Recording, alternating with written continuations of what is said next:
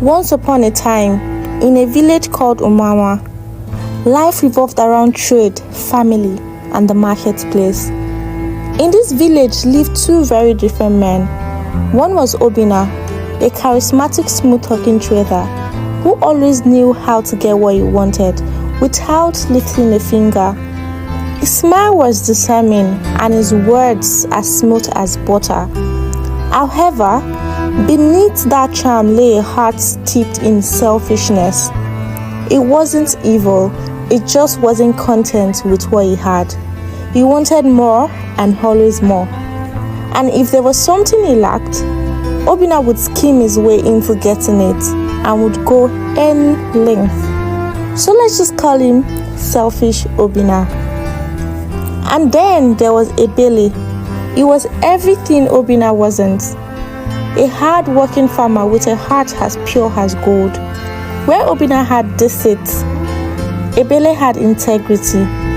Where Obinna took shortcuts, Ebele worked hard for every grain of yam and every cow in his head. He didn't have the fancy word Obinna had, but he was respected for his honesty and hard work. Everyone in the village trusted him, and many young men sought his advice. His large farm and bountiful harvest earned him a good name across the region. Yet, Ebele's humility kept him from boasting, and his wealth was not just in land or cattle, but in kindness. One hot afternoon, the village marketplace was busy as usual, and Ebele was at his usual spot, selling yams and cassavas, smiling and greeting passerbys. Business was good for him, his farm was flourishing. But in a corner of the market, something was happening that would change everything. The village elders were gathered in deep conversations, and their faces looked worried. It was rare to see them talk so intently outside the council house. Ebele's curiosity piqued, so he approached them. What he heard turned his heart cold. The elders were talking about a curse, the curse of Umuama, a dark spirit that was destroying the farmlands. Any crop it touched withered and died, leaving families starving and helpless.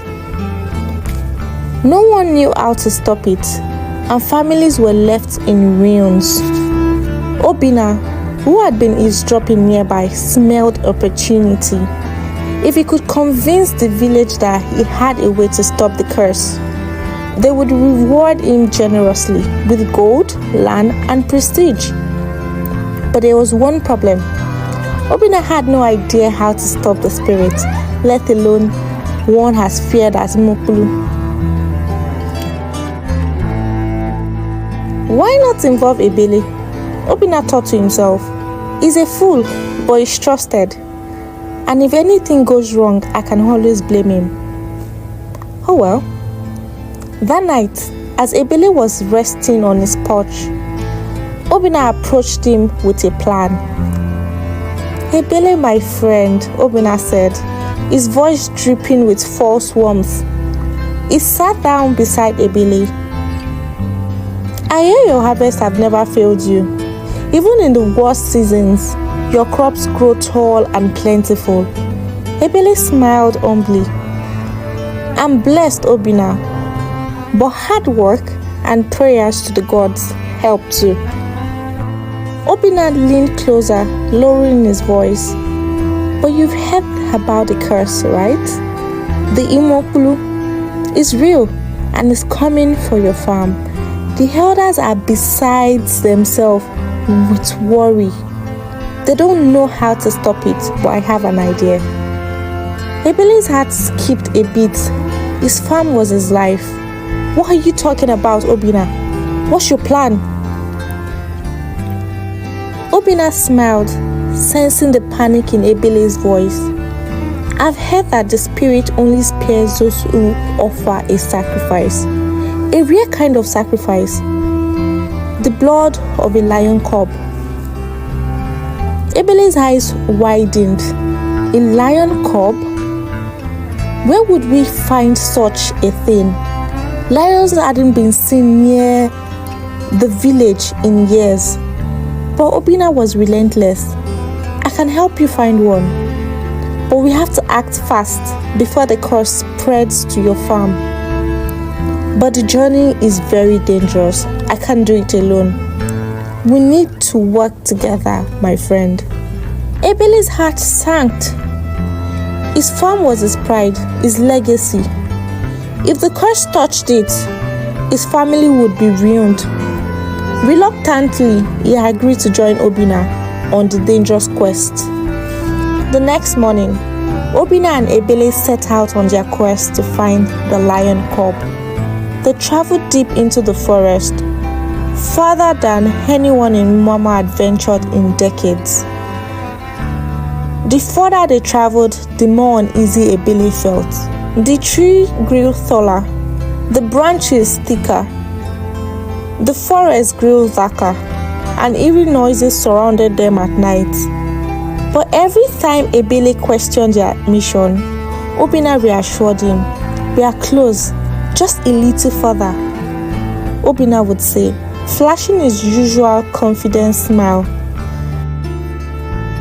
Finally, on the 7th day, they stumbled upon a clearing where, to their shock, they saw a lioness with her cub lounging in the grass. Ebele's heart pounded in his chest. The lioness was fearsome, her eyes gleaming with suspicion as she watched the intruders. This was it, the lion cub they needed to stop the curse. But as they stepped closer, Obinna's plan took a sinister turn. Obinna's plan was simple. "Here's the deal," Obinna whispered. "You distract the lioness and I'll snatch the cub." Ebele hesitated. Something felt wrong, but he didn't have time to think. The lioness was already on alert, watching them closely.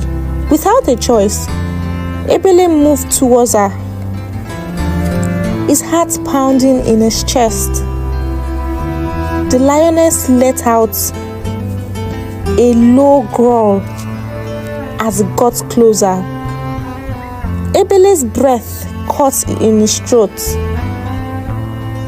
But he had faith in Obinna. They were a team, or so he thought.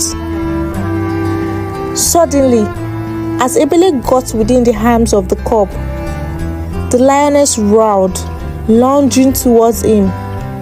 Ebele screamed, stumbling backward in terror. He turned to Obinna for help, but Obinna was already gone, fleeing back into the forest and abandoning him. Ebele fought for his life, narrowly escaping the lioness. His clothes were torn, bleeding and bruised. He managed to escape, but the pain of betrayal stung more than the physical wound. Days after, Ebele returned to the village, battered and broken. Word quickly spread about his failure to stop the Monkulu curse. And to make matters worse, Obinna twisted the story. Ebele was greedy, Obinna told the elders. He wanted the lion cub for himself. He thought he could sell it in the neighboring villages for gold. I tried to stop him, but he was too greedy. He betrayed the village. The villagers and his friends turned against Ebele, and soon, whispers of treachery spread. His once flourishing farm was left to rot. Days turned into weeks, and Ebele, once respected, was now treated like an outcast. The man who had built his life on honesty and hard work was now shunned by the very people who once admired him. But the story didn't end there. One stormy night, Weeks after the tragedy, as the winds howled and the rains poured, Obinna was sitting in his house, celebrating his newfound status. With Ebele out of the picture, the villagers had turned to him for solutions. He was being showered with gifts and praises, even though he had done nothing to stop the curse. But just as he was about to take a sip from his cup of palm wine, there was a knock at his door. Slowly, Obinna opened to find Ebele standing there, drenched from the rain, his eyes hollow and filled with pain. "You think you've won, don't you?" Ebele's voice was slow, almost a whisper. "But you don't understand. Umunkulu knows what you did, and it's coming for you." Obinna laughed, waving off Ebele's word as the ramblings of a broken man. "You're a fool, Ebele. There is no curse, just fear. Go back to your ruined farm." But as the night wore on, strange things began to happen. His crops, which had always flourished, suddenly withered and died. His cattle grew sick and wasted away. No matter what he tried, nothing would grow, nothing would thrive. In desperation, Obinna sought out the village elders, confessing everything: how he lied, how he abandoned Ebele in the forest. But it was too late. The curse of Umunkulu had already taken hold, and there was no escaping. The village had no pity left for him. Every door he knocked was slammed at his face. Obinna had lost everything: his wealth, his reputation, his peace, and he wandered through the desolate fields that were once his. He realized that the price of greed was far greater than he had ever imagined, and Ebele, though the curse had left him with nothing, he walked with the quiet strength of someone who knew the truth. The curse may have taken his farm, but it could never take his integrity.